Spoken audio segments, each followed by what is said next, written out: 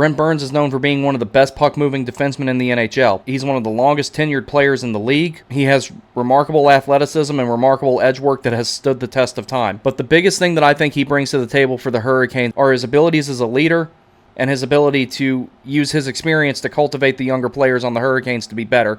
Let's talk about it.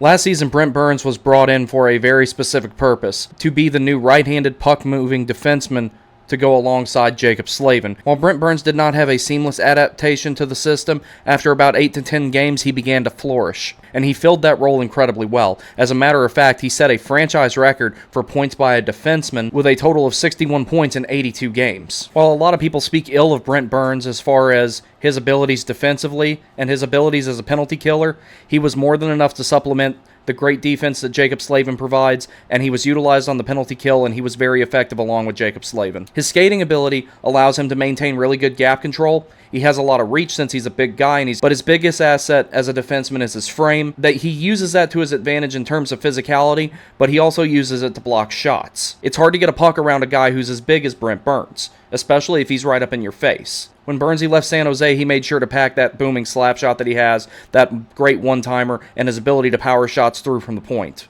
He's been an incredible power play asset to the Hurricanes, and they would not have had the success they had last season in special team situations or 5-on-5 without him. A lot of Burnsy's capabilities as an offensive defenseman come from the fact that he was actually drafted as a forward by the Minnesota Wild in 2003. You can still very often see the elements of the game that Brent Burns developed as a forward, in his abilities to 1. Move the puck, 2. Have cerebral vision when distributing the puck, whether it be from his own end, in the neutral zone, or from the opposing team's blue line.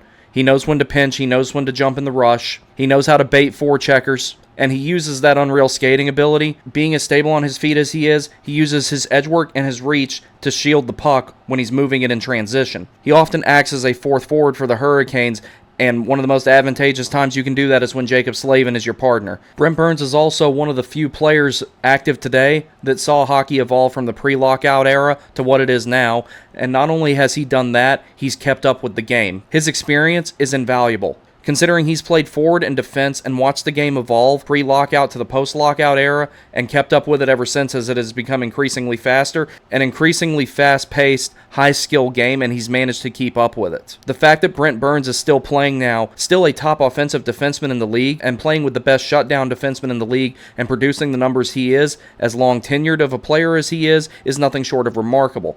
But that's not even the best things that Brent Burns brings to the table. Brent Burns is practically an alternate captain of the team without wearing a letter. He's incredibly good at communicating with the younger guys. Burnsy being someone who played forward and defense both extensively at the NHL level, especially the latter, he knows what to tell players to look for when they're training and when they're practicing. He's been at both ends of the ice. He knows what to tell a forward about how to forecheck and force a turnover. He knows how to tell a defenseman how to bait and evade forecheckers. He knows how to tell the forwards to get in front of the net and set up a screen, and he knows how to tell a defenseman when to time his shots from the point. He can tell a forward the value of back checking and tell a defenseman the value of gap control at the blue line. And Burnsy's career longevity is not just because he's a freak of nature, it's because he's taken really good care of himself. He puts in a lot of work in the gym. He's one of the hardest working guys on the team in the gym. And above all, he just looks out for everybody. He has them over to his house for Thanksgiving. He does all kinds of cool stuff like that for them. He really is someone who brings the locker room together and creates a cohesive hockey team. And should the end of this current contract be the end of his career,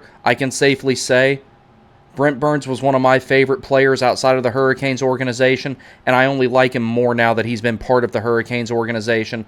And with as good as he is at communicating with the younger guys, and as skilled of a player as he is, and as good as he seems to be at cultivating interpersonal relationships, I could see him being behind the bench somewhere one day, and I could see him scouting one day. I could see him doing something in player development. Brent Burns brings a lot to the table as a player, but I think seeing what he can do after he's done playing will be an even greater accomplishment. So that's all for this video. I know I planned on having this series done before the season started or before it was relatively far in, but I'm going to keep going with it, try and get as much of it done as I can. I've still got notes for every single player.